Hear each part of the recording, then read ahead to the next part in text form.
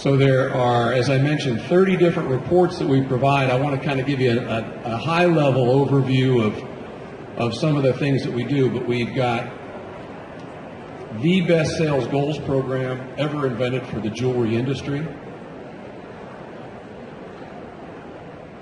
The ability to analyze how was last week and how does that compare to that same week last year or over the last 7 years, for example.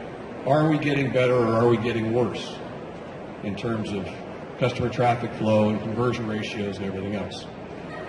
You see percentages all over the place, very easy analytics in terms of if I ran a big marketing campaign, how did it impact my business?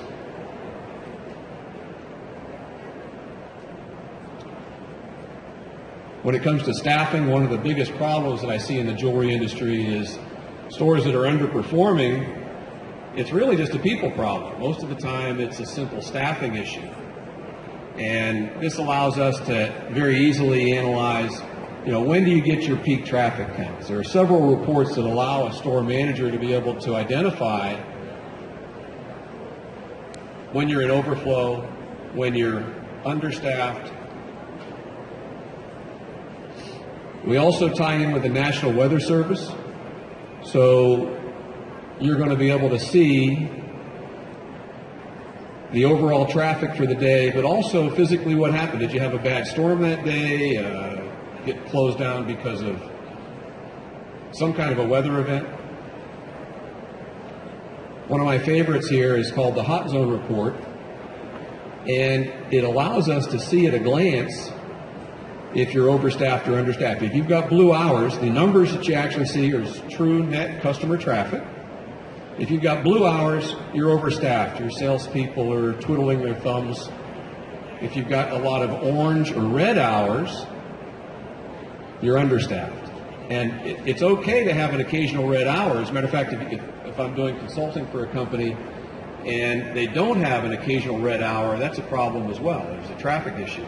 But if you've got red hours back to back to back to back like this, you're losing money. They can't go to the restroom.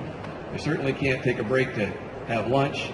And a lot of customers will see these long lines or large groups of people, and they'll say, I've got to come back. And sometimes they never do, right?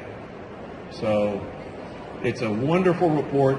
It also allows you to analyze this same report in 4 or 8 week increments on the same page. So I can, at a glance, scroll through 2 months to see if am I really able to resolve that issue with understaffing. If I have a dear friend of mine, his name's Gary Wilbers. Gary's got 14 stores in the Midwest, and he had a 15% increase in sales. He's got a great testimonial on my website. He had a 15% increase in sales. This report's automatically emailed to each of his store managers, and they took it upon themselves to just move the scheduling from the blue hours to the red.